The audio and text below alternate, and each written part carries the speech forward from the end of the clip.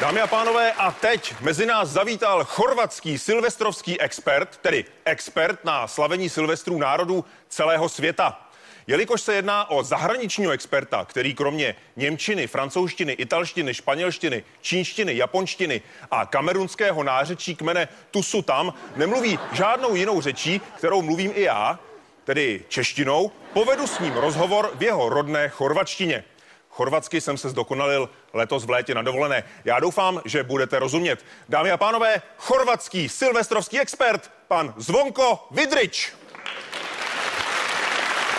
Dobrý den, Vidrić. Knorić, vítejte v Čechyč televizič. Jak se vám tady líbič? Co říkáte na naši pohostinič? Dobryč, já jsem skromnič, mně stačí trochu vodič a vzadu jsem teď dostal sendvič. Vy jste fakt expertič? No jasnič, mám na to idič. Tak snad k první otázkyč. Jaké jsou základnič, rozdílič, veslavenič, silvestrič? Myslím teď celosvětovič. No zásadnič, třeba arabič, ty nepijou vůbec nič, ani vínič, ani pivič, na to čtvrdič, prostě vůbec nič. A oni arabič, slavič, silvestrič? Ne, nikdyč, to byl jenom příkladič. Pojďme tedy tam, kde skutečně slavič. Co třeba rusič? No tak rusič, ty naopak slavič, silvestrič, tak nějak celoročnič. A pijou od ránič do nocič, furt pryč. Tak já uznávám, to byl špatný příkladič. Co ostatní zemič? No to je různič, já myslím, že na to nemáme ani časič. Můžu tady kouřič? Ne, tady je senzorič.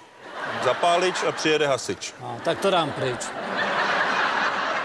Co byste doporučil nám? Jak slavič, silvestrič tady, v Čechyč? No tak hlavně musíš být kalič, nebo když chceš třeba i hulič. A když ne, tak ti stačí televizič. Máš volič, přepínáš programič, furt pryč a nikde nič. Potřebuješ pivič, máš buď basič nebo sudič, na ten potřebuješ chladič. No pak nějaký vínič, whiskyč, máš opič jak bič, ráno je z tebe třeba blič. Vidrič, brzdič, my jsme veřejnoprávnič. No rič, nebuď takovej prudič, tak se trochu uvolnič. Je silvestrič, to můžeš být i trochu buřič. Jo, to já znám, dneska budu buřič, zítra řeknou knorič, vifič, nejsi krauzič. Hele, radši nám řekni, jak slavič vy na Balkánič. No to je velice individuálnič. Ne každej slavič, letos třeba neslavič Karadžič. A jak slavič, Čechyč, celebritič?